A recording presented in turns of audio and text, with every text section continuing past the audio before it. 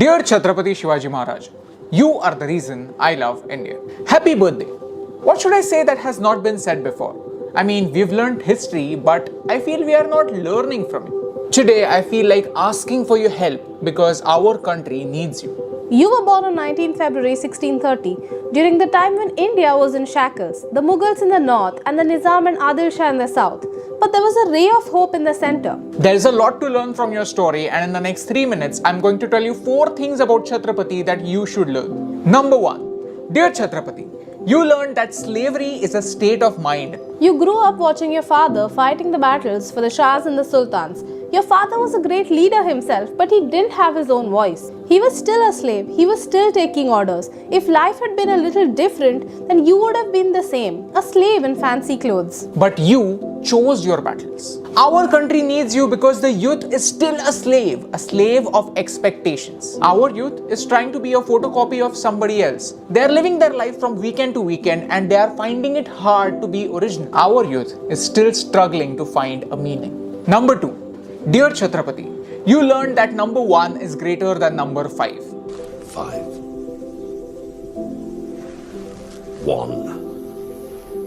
One army, a real army, united behind one leader with one purpose. The Marathas were scattered. You turned them into an organized force. You gave the kids around you a purpose and made an army that was united by one single objective. That's why 7 Marathas could fight against 17,000 enemies without any fear for their lives. You were the ultimate underdog. When you lost to Rajput leader Jai Singh I, you signed the Treaty of Purandar and gave up 23 forts in one instance.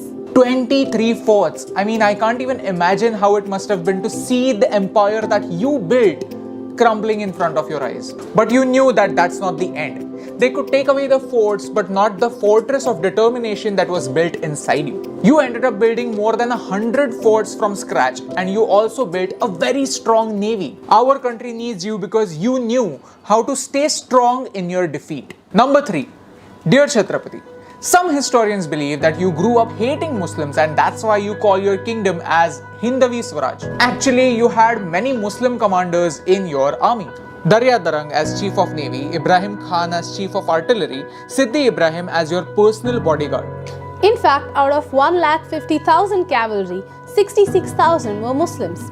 The Maratha army captured many forts and towns, but all the women were sent back safe with their honor intact. You treated prisoners of war with respect. You told your followers not to damage any mosques or the Quran or hurt any women.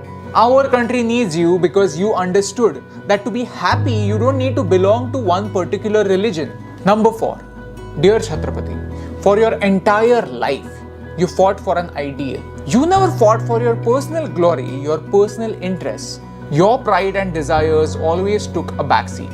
That's why you didn't declare yourself as king immediately after conquering the entire Maharashtra. You did it as a strategic move much later in your life. You were the people's king. You acted in the interest of your people rather than sitting in the highest chambers of your fort. You believed in listening to your people, and that's why they called you Zanta Raja. Today's leaders are losing touch with the common people. Our country needs you because today the enemy is not an outsider. It is our own mindset. Our country needs you because we are still using the strategy of the British, divide and conquer. But you taught us that no one of us is as strong as all of us.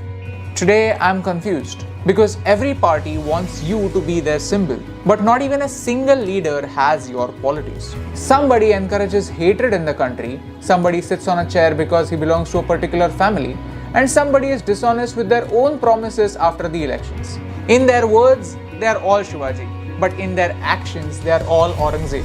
On your birthday, it's important that you don't remain a story. Because people tell stories and then they forget them. People don't realize that there is a lesson to be learned from these stories. I want to spread Chhatrapati's message so that he doesn't remain in our textbooks, but he is reborn in our daily lives. Help me. Dear Chhatrapati, your life of 52 years is just not enough for us. We want you to live on. Because honestly speaking, a great soul like you cannot die a human death. You were not a human. You were better. You were an idea. And ideas are bulletproof.